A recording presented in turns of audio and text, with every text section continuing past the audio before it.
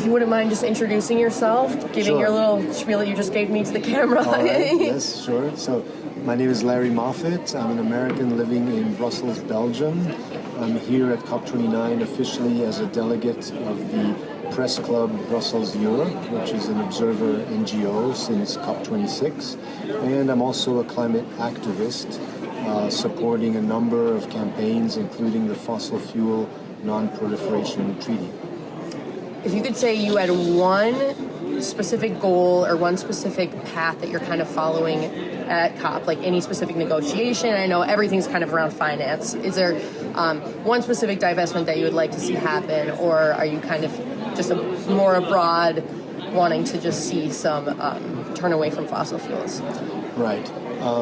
So clearly climate finance is absolutely critical. Mm-hmm. I myself don't really follow the negotiations very closely because I find them so complex. Yes. So bureaucratic, you know, that I really tend to go more towards the side events where you can listen to real experts and practitioners sharing their expertise, and so that you can really learn a lot. And the networking, just meeting people. We're here at in the exhibit area where the press club has its own booth, and so what I'm doing is similar to what you're doing, which is interviewing delegates. So I don't have a specific claim, but clearly I'm just hoping that in the final declaration there will be some mention about fossil fuels.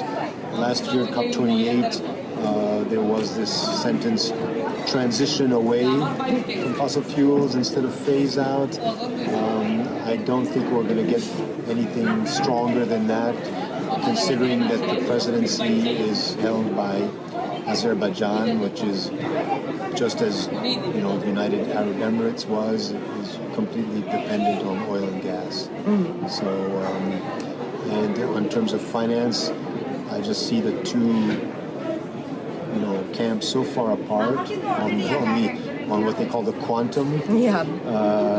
I just read yesterday that the European Union was still looking at 200 to 300 billion, when we know the developing countries are aiming for more than $1 trillion. So I hope they can find some common ground there, but we only have a couple of days left, so we'll see. Yeah. Was there a specific side event that you found particularly interesting that you've gone to so far? Or is there a specific day have you been here for the 2 weeks? I've been here for the 2 weeks. 2 weeks. Yes. Was there a specific day, like a topic, like of a day that was really interesting you, or a side event, or anything like that? To be honest, I didn't pay too much attention to the thematic days. Yeah. I mean, everyone kind of strayed away from them anyway. Yeah.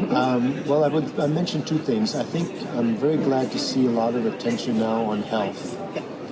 Yeah. Because clearly the health impact of climate change is just staggering. But in a way, I think it can also be a way to persuade more people about the urgency, because sadly, at least in Belgium, I've seen kind of a loss of motivation among citizens. In 2019, we had tens of thousands of people marching in the streets, tens of thousands of young people going on school strikes. And now it's difficult to get more than a few hundred people. So there's been COVID, there's been the financial crisis, there's been the energy crisis, all these problems. So clearly, the attention has shifted. But I think that, any parent cares about the health of their children. Any child cares about the health of their aging parents.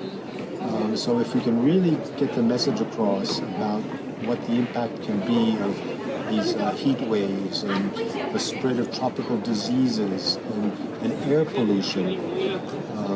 In the city where I live, in Brussels, we have a program to phase out polluting cars. And yet, the regional government of Brussels has just voted to delay the next phase of getting these polluting cars off the streets. And the environmental agency of the Brussels region, its own agency, has published a report saying that not only will this lead to probably several hundred premature deaths due to the air pollution, but it will also make it very difficult for the Brussels region to reach its 2030 emissions reduction target, because for 2 years we will still have highly polluting cars on the roads.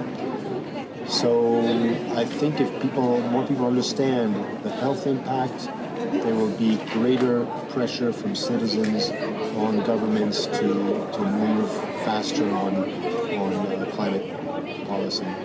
Hey, well, awesome. Thank you.